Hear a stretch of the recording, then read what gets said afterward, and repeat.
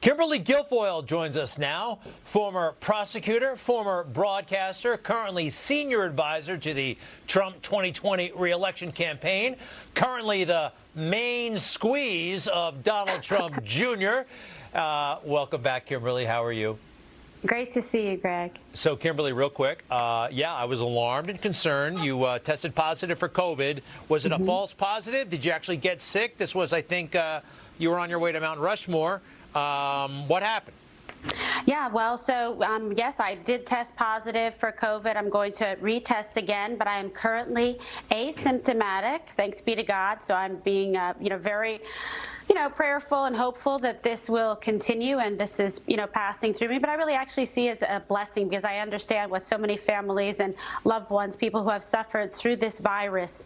And I think more important than ever, I understand, being there for others that have this, going through it, and also the importance of making sure that President Trump is reelected. I really want to make sure he is the man who is right for the job to be able to open this country back up, get this economy roaring again, while still being compassionate and understanding to the needs of those who have suffered through this. And I think his leadership has been exemplary. Well, I'm glad you're doing well. You look great. And yes, concur with everything you just said. By the way, opening up the country, opening up schools. You have 2 kids, 3 kids, 2 kids. How many kids? Well, I have 1 son and Don has 5 children. So we're, a Brady bunch a little bit here. All right. So you want schools to open. Parents want schools to open. I know the pediatricians put out an official statement. I am surprised. You saw at the White House. I mean, you guys want schools to open, but there is major pushback from Democrats warning people that people will die. It's no surprise. Biden stands for open borders and closed schools, so he's got it all wrong from the get-go. President Trump wants to open up schools safely and guided by science to do things the right way and make sure that children get the education that they deserve and the education that the parents hope and dream for them to have. It's one thing to do virtual schooling, but they need to be in the classroom, being properly socialized. And for so many children, that may be the only nutritious meals that they get for the day. And so I really want to make sure we're able to prioritize education, and we can do that in a safe way, again, under the leadership of President Trump. We don't have time for another 50 years of mistakes by Joe Biden because he's totally out of touch and he's been wrong on every issue.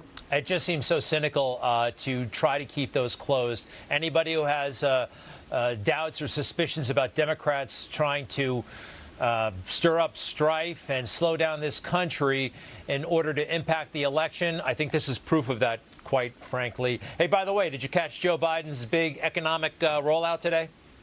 Yeah, what has he been, again, sleeping, napping now in the basement? Because President Trump is the one who's given us 4 incredible years of America First policies, buying in America, making in America, bringing manufacturing back to America. This is a man of leadership, of vision, and of great promise for this country that the best is yet to come. What has Joe Biden done except fail miserably at every public service job that he has had? And we can't afford to have somebody like that who literally he's plagiarizing off of President Trump. He has no unique ideas. He has no vision. He's basically been a paycheck collector off the backs of the American workers year after year after year. He cannot name even one accomplishment except the mass incarceration of African Americans and minorities in this community, in this country, with his failed crime policies. We don't need that. He's backwards. We're going forwards with Trump. The plagiarizing, by the way, goes all the way back, I believe, to college, and he did a lot of it during the '88 campaign. People forget he ran for president in '88. It was a total disaster. All right, Kimberly, how much you're on self-quarantine right now, or what's the deal?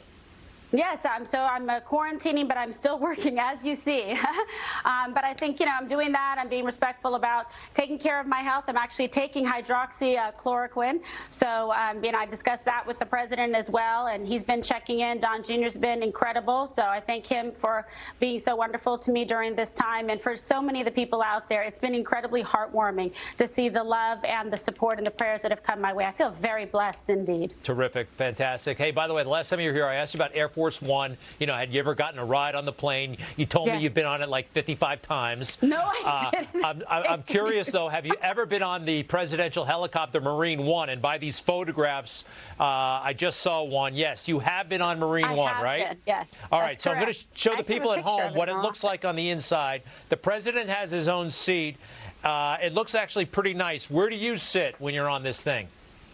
So I sat actually to the president's right, and Don Jr. sat across him. And so it was pretty special. It's incredible machinery. The pilots are phenomenal. And it was a once-in-a-lifetime experience, and I loved it. So I think I will actually never forget it. And I have a picture of it up in my office just to remember the moment coming off of there. It's so cool. I hear it's actually, for a helicopter, it's pretty quiet inside, right?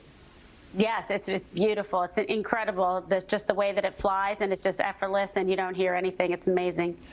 Kimberly Guilfoyle. Oh, one quick thing. You know, Donald Trump, he's actually accustomed to flying in planes and helicopters decades before he became president. I actually think that helped him a lot. You know, some presidents get there, they're overwhelmed. They're in culture shock. It takes them a long time to get used to all of these trappings. Donald Trump did not have that issue. You know what I mean? No, well, he didn't, but I'll tell you something. He really researches planes well, and that's why he's getting the Air Force One remade, and, of course, at a great discount. He's a great negotiator. But, yeah, I haven't seen him fail at anything, and I don't think I'm ever going to see it in my lifetime. I'll tell you that much. We're really excited. The president's enthusiastic. Yeah. Spoke to him last night. We've got a big fundraiser coming up in Florida this weekend, so we're all, you know, all on board, full steam ahead with $295 million American dollars cash on hand in the bank, and we're well on our way to raising $1 billion for the president. Wow. We're going to clear that pretty shortly. Kimberly Guilfoyle, thank you very much. Continued success. Best to Don and Don Jr., or I should say the president and Don Jr. Take care. Yes. Thank you. Bye-bye. You just watched Newsmax TV, America's fastest growing news channel, now in 65 million homes. Get Newsmax TV on all the major cable systems, or go to newsmaxtv.com and click on the Find Newsmax tab to locate us. Remember, Newsmax TV, we're real news for real people.